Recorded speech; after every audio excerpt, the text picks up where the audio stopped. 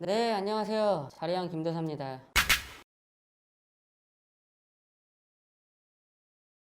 저는 자리양 김도사니까 자리부터 먼저 설명을 드릴게요. 정확하게 이분이 풀네임 말씀하셨는데 영등포 빅마켓이에요. 영등포 빅마켓이 푸드코트가 1층에 없죠. 상층부에 있죠. 이 영등포 빅마켓에서 돈가스를 창업을 해서 배달 사업을 하시려고 하시는 분이라는 게 이제 정확한 파이프라인이겠죠. 우리는 자리를 보는 사람이니까. 빅마켓은 상업시설이기도 하지만 유통사가 가지고 있는 상업시설입니다. 임대차 계약이 달라요. 여기는 수수료 베이스로 계약을 하고 그리고 결제를 마트 결제로 합니다. 내가 가지고 있는 포스로 결제를 하는 게 아니고 마트가 제공해준 포스로 결제를 하게 돼 있어요. 영등포 빅마켓의 돈가스점을 입점을 해가지고 한다. 일단은 이슈가 있을 만한 게 여러 가지가 있는데, 자, 1차적인 문제. 빅마켓이라는 그 유통사에서 배달을 허용해 주냐, 이게 이슈예요. 왜냐면 마트 같은 경우에는 딜리버리를 많이 막고 있죠. 딜리버리를 막고 있는 거는 이 매장은 마트를 이용하는 고객들을 대상하기 위해서 입점을 시켰다라는 전제가 돼요. 1차적으로 빅마켓과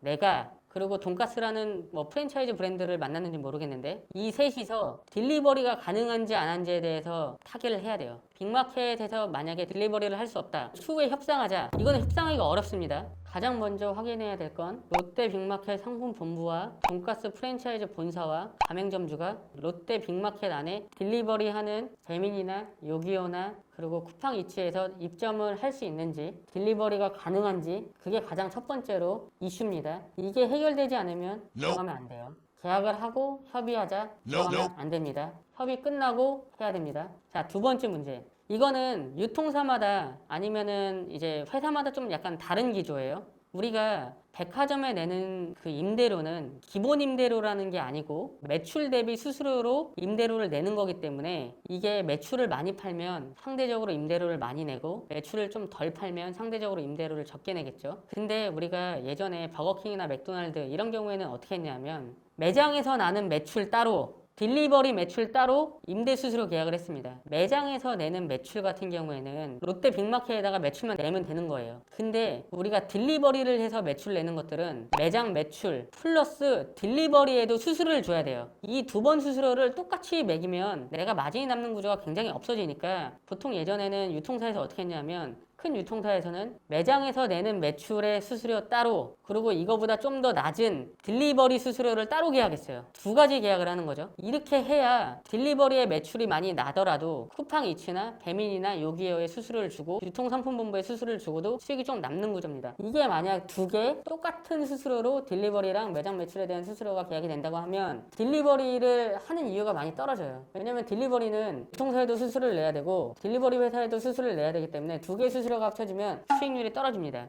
이 동네 상권이 괜찮아요. 괜찮은 이유 중에 뭐냐면 이 좁은 지역에 주거가 많이 밀집돼 있기 때문이에요. 우리가 일단은 주거 상태에서 가장 좋게 보는 주거는 아파트입니다. 아파트는 사람이 출근해도 가족이 살고 있을 만한 확률이 높기 때문에 점심 딜리버리랑 점심과 저녁 사이에 딜리버리랑 저녁에 딜리버리가 있을 확률이 높아요. 근데 빌라 또는 오피스 같은 경우에는 사람이 출근을 하고 나서 그 집에 아무도 없을 확률이 꽤 높아요. 그럼 문제가 뭐냐 하면 딜리버리를 해야 되는 시간이 굉장히 낮아지겠죠. 이 빅마켓 이 위쪽 당산역 쪽으로 보면 오피스 상권보다 주거 상권이 맞아요. 이건 아파트거든요. 다 이만큼이 다 아파트예요. 이 아파트들은 3인 가족 이상이 사는 아파트들이에요. 거의 다 3인 가족 이상이 사는 주민들이 사니까 아빠가 출근을 하고 나서라도 집에 있는 사람이 있으니까 점심시간도 그렇고 저녁시간도 그렇고 딜리버리를 할 수 있을 만한 확률이 높지만 이 밑으로 내려가면 이쪽은 아파트 단도 있지만 오피스텔과 빌라 형태의 집들이 많아요. 이런 형태의 집들이 좀 약간 단점이 될 수 있는 만한 확률은 오피스텔은 살고 있는 사람이 거의 1인이기 때문에 이 사람이 여기 있는 시간에만 딜리버리를 시켜 먹겠죠. 그 시간은 6시 이후입니다. 아침부터 낮까지 비어있을 확률이 높죠. 근데 이 밑에까지 내려온다고 하면 여기도 아파트가 좀 많아요. 이런 상권에서 가장 중요하게 봐야 되는 거는 돈가스라고 얘기하셨으니까 프랜차이즈 본사에서 이 지역만큼 딜리버리를 풀어줄 거냐 딜리버리를 확정을 설명을 하고 얘기할 때는 최대한 다른 가맹점주가 들어오기 전에 상권을 많이 먹어 놓는 게 좋습니다. 나중에 양보할지언정 최대한 배민이나 요기요나 쿠팡에 내 매장이 올라와야 되는 거예요. 내가 픽한 돈가스 브랜드 주변에 점주가 없다고 하면 일단 최대한 프랜차이즈 본사한테 많이 이렇게 넓혀달라고 그래요. 왜냐면 딜리버리는 내가 하는 게 아니고 배민이랑 요기요랑 쿠팡 입체에서 하는 거기 때문에 최대한 권역을 다 잡아달라고 해요.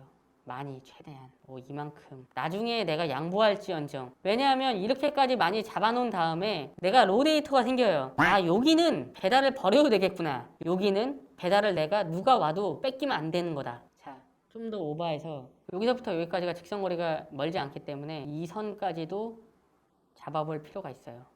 근데 이렇게 하려면은 배민이랑 요기요랑 쿠팡이츠에서 깃발을 많이 꽂아야 돼요. 딜리버리 깃발을 많이 꽂아야 되니까 이거는 노가다가 약간 필요한데, 일단 최대한 딜리버리를 할 거면 프랜차이즈 본사랑 얘기해서 최대한 부동산 반경처럼 반경을 넓힙니다. 이 상권은 주거가 많고 오피스텔도 꽤 있기 때문에 상권으로서는 좋은 상권입니다. 1점부터 5점까지 매기면 이거는 그래도 5점 정도 돼요. 전제는 빅마켓에서 딜리버리를 해주냐 안 해주냐. 두 번째 전제, 빅마켓에서 빅마켓 내의 매출과 딜리버리 매출에 대해서 수수료 계약을 따로 해주냐 안 해주냐. 세 번째, 돈가스 브랜드를 픽했는데 이 돈가스 브랜드가 이 지역 안에 있는 사람들한테 어느 정도 기본 정보가 있느냐. 이 세 가지가 어느 정도 맞아야 빅마켓 안에서 딜리버리랑 매장을 창업하시는 게 맞을 수 있을 것 같습니다. 이 상권은 이제 많은 사람들이 딜리버리 매장으로 이용하고 있는 상권인데, 상권은 좋은 이유는 여의도까지도 먹을 수 있을 만한 상권인데, 중요한 가장 큰 전제, 대전제예요. 빅마켓에서 딜리버리를 풀어주냐 안 풀어주냐는 빅마켓과 계약하기 전에 협의가 다 끝내야 됩니다. 두 번째 전제, 딜리버리 매장 수수료, 딜리버리 매출 수수료, 매장에서 내는 매출 수수료 따로 계약하는 게 가장 좋습니다.